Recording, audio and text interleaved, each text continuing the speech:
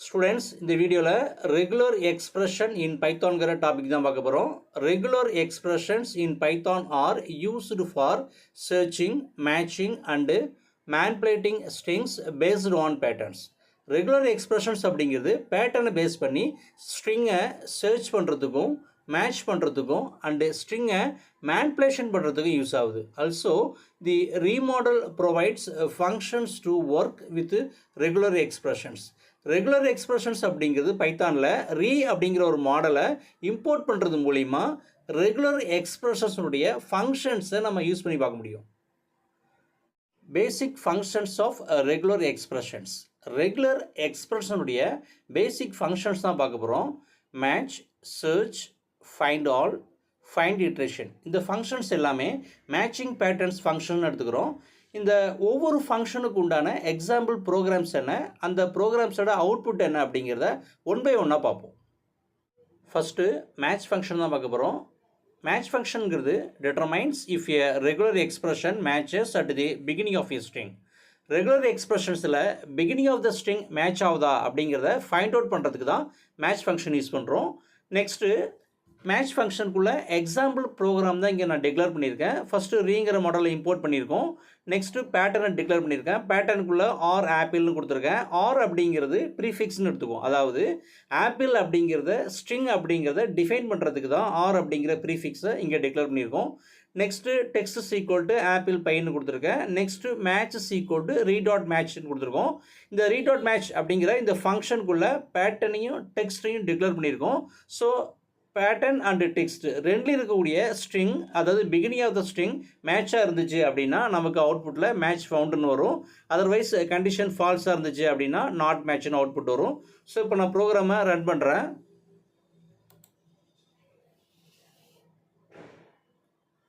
நமக்கு அவுட்புட்டில் மேட்ச் ஃபவுண்டுன்னு வந்திருக்கு. ஏன்னா இங்கேயும் ஆப்பிள் தான் இருக்குது, டெக்ஸ்ட்லேயும் ஆப்பிள் தான் இருக்குது. ஃபார் எக்ஸாம்பிள் இப்போ நான் டெக்ஸ்ட்டில் ஆப்பிள்ங்கிறதுக்கு முன்னாடி தி அப்படிங்கிற வேர்டை நான் டைப் பண்ணியிருக்கேன். ஸோ இப்போ நான் திரும்ப ரன் பண்ணேன் அப்படின்னா நாட் மேட்ச்னு வருது. ஸோ திரும்பவும் தீங்கிற வேர்டை நான் டெலீட் பண்ணிட்டேன். திரும்ப இப்போ நான் ரன் பண்ணுறேன். இப்போ நமக்கு மேட்ச் ஃபவுண்டுன்னு வந்திருக்கு. ஸோ பேட்டர்ன்லேயும் போயிட்டு நான் சேஞ்ச் பண்ணுறேன். ஃபார் எக்ஸாம்பிள் தி ஆப்பிள் அப்படின்னு கொடுத்துருக்கேன். இப்போ நான் திரும்ப ரன் பண்ணுறேன். இப்போ நமக்கு நாட் மேட்ச்னு தான் வந்திருக்கு. So beginning of the string அப்படிங்கிறது மேட்சாக இருந்தால் மட்டும்தான் நமக்கு அவுட்புட்டில் மேட்ச் ஃபவுண்டுன்னு வரும். ஸோ திரும்ப நான் ரன் பண்ணுறேன். இப்போ மேட்ச் ஃபவுண்டுன்னு வந்திருக்கு. Next search function. Search function எதுக்கு யூஸ் ஆகுது அப்படின்னா ஒரு லொக்கேஷன் ஆர் டெக்ஸ்ட்டில் டிக்ளேர் ஆகிருக்கிற ஸ்ட்ரிங் ஆர் டிஜிட்ஸை ஃபைண்ட் அவுட் பண்ணுறதுக்கு தான் சர்ச் ஃபங்க்ஷன் யூஸ் ஆகுது ரெகுலர் எக்ஸ்பிரஷன்ஸில். அதுக்குள்ளே எக்ஸாம்பிள் ப்ரோக்ராம் தான் இங்கே டிக்ளேர் பண்ணியிருக்கோம். ஃபஸ்ட்டு அப்படிங்கிற மாடலை இம்போர்ட் பண்ணியிருக்கோம். Next pattern equal to r /d ப்ளஸ்ன்னு கொடுத்துருக்கோம். இந்த பேட்டர்ன் நமக்கு எதை டிஃபைன் பண்ணுது அப்படின்னா ஒரு டெக்ஸ்ட்டில் டிக்ளேர் ஆகிருக்கிற ஒன் ஆர் மோர் டிஜிட்ஸை ஃபைண்ட் அவுட் பண்ணுறதுக்கு யூஸ் ஆகுது. Next text equal to there are 100 apples கொடுத்துருக்கோம். Next matches equal to re dot சேர்ச்னு கொடுத்துருக்கோம். சேர்ச்சுங்கிற ஃபங்க்ஷனுக்குள்ளே பேட்டர்னையும் டெக்ஸ்ட்டையும் டிக்ளேர் பண்ணியிருக்கோம். நெக்ஸ்ட்டு இஃப் கண்டிஷனில் ட்ரூவாக இருந்துச்சுன்னா ஃபவுண்ட் அப்படின்னு வந்துட்டு என்ன டிஜிட்ஸோ அது அவுட்புட்டாக வரும். சப்போஸ் கண்டிஷன் ஃபால்ஸ் ஆனிச்சு அப்படின்னா நாட் ஃபவுண்டுங்கிற அவுட்புட் வரும். ஸோ இப்போ நான் ப்ரோக்ராமை ரன் பண்ணுறேன். நமக்கு அவுட்புட்டில் ஃபவுண்டுன்னு வந்துட்டு 100 வந்துருக்கு. ஏன்னா 100 அப்படிங்கிறது டிஜிட்ஸ். ஸோ இப்போ 100 அப்படிங்கிற நான் டெலீட் பண்ணிடுறேன். இப்போ நான் திரும்ப ரன் பண்ணுறேன். இப்போ நமக்கு நாட் ஃபவுண்ட் வந்துருக்கு. ஏன்னா இந்த டெக்ஸ்ட்டில் எந்த இடத்துலையுமே டிஜிட் இல்லை. ஒரு டெக்ஸ்ட்டில் டிக்ளேர் ஆகிருக்கிற ஸ்ட்ரிங்கை மட்டும் கெட் பண்ணுறதுக்கு நம்ம என்ன செய்யணும்னா இதே பேட்டர்னில் ஸ்மால் டி அப்படிங்கிறத எடுத்துகிட்டு கேபிட்டல் டியை கொடுத்தோம் அப்படின்னா நமக்கு ஸ்ட்ரிங் அவுட்புட்டாக வரும். இப்போ நான் திரும்ப ரன் பண்ணுறேன். கேபிட்டல் டியை மாற்றிட்டேன்.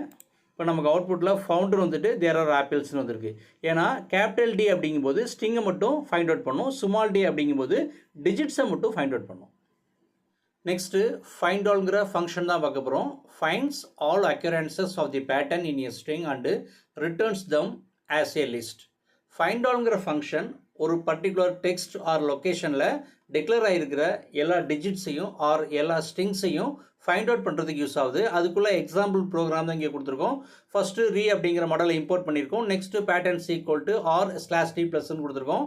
நெக்ஸ்ட்டு டெக்ஸ்ட்டில் தேர் ஆர் 100 ஆப்பிள்ஸ் அண்டு 200 ஆரஞ்சஸ்ன்னு கொடுத்துருக்கோம். Next matches equal to re find ஆல்னு கொடுத்துருக்கோம். ஃபைண்ட் ஆல்ங்கிற ஃபங்க்ஷனுக்குள்ள பேட்டர்னையும் டெக்ஸ்ட்டையும் டிக்ளேர் பண்ணியிருக்கோம். நெக்ஸ்ட்டு இஃப் கண்டிஷனில் மேட்சஸ்ன்னு கொடுத்துட்டு பிரிண்ட் ஃபங்க்ஷன் கொடுத்துருக்கோம். கண்டிஷன் ட்ரூவாக இருந்தால் ஃபவுண்டுன்னு வந்துட்டு நமக்கு அவுட்புட் வரும். சப்போஸ் கண்டிஷன் ஃபால்ஸாக இருந்துச்சு அப்படின்னாக்கா நாட் ஃபவுண்ட் அப்படிங்கிற ஸ்டேட்மெண்ட்டு அவுட்புட்டாக வரும். ஸோ இப்போ நான் ப்ரோக்ராமை ரன் பண்ணுறேன்.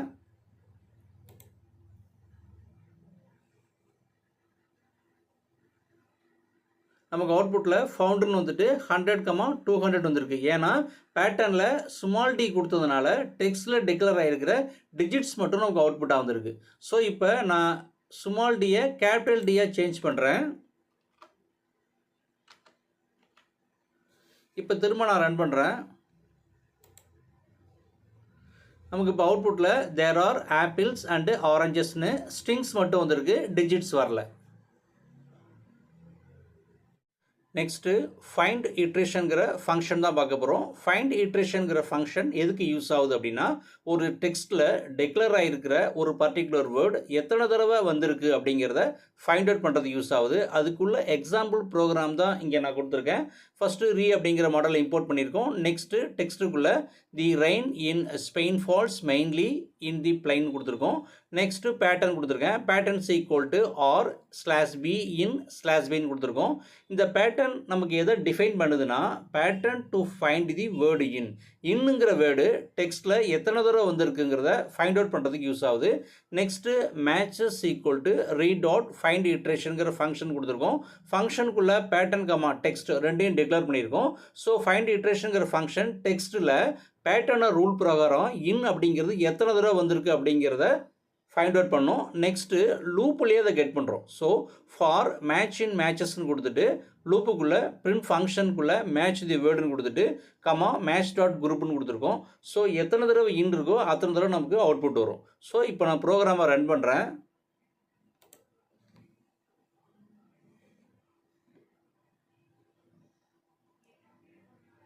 நமக்கு அவுட்புட்டில் மேட்ச் தி வேர்டு இன்னுன்னு வந்திருக்கு. அடுத்து மேட்ச் தி வேர்டு இன்னுன்னு வந்திருக்கு. 2 times இன் அப்படிங்கிறது நமக்கு அவுட்புட்டாக வந்திருக்கு. ஸோ இப்போ இன் அப்படிங்கிறதுக்கு பதில் நான் வேறு வேர்டு கொடுக்குறேன். ஃபார் எக்ஸாம்பிள் ஸ்பெயின் கொடுக்குறேன். இப்போ நான் ஸ்பெயின்னு டிக்ளேர் பண்ணியிருக்கேன். இப்போ திரும்ப நான் ரன் பண்ணுறேன். நமக்கு அவுட்புட்டில் மேட்ச் தி வேர்டு ஸ்பெயின். ஏன்னா ஸ்பெயின் அப்படிங்கிறது இந்த சென்டென்ஸில் ஒரு தடவை தான் வந்திருக்கு. அதனால் நமக்கு அவுட்புட்டில் ஒரு தடவை வருது. நான் டெக்ஸ்ட்டில் கேபிட்டல் டி அப்படிங்கிற எடுத்துகிட்டு ஸ்மால் டி கொடுக்குறேன். ஏன்னா தி அப்படிங்கிறது மாத்திரம் இங்கேயும் தீன்னு இருக்குது. இந்த சென்டென்ஸில் தி அப்படிங்கிறது 2 times டிக்ளேர் பண்ணியிருக்கோம். ஸோ திரும்ப நம்ம செக் பண்ணுவோம். தி அப்படிங்கிற வேர்டை கொடுத்துட்டு 2 times வருதான்னு பார்ப்போம். திரும்ப நான் என்ன பண்ணுறேன் அப்படின்னா தி அப்படிங்கிற வேர்டை பேட்டர்னில் டிஃபைன் பண்ணியிருக்கேன்.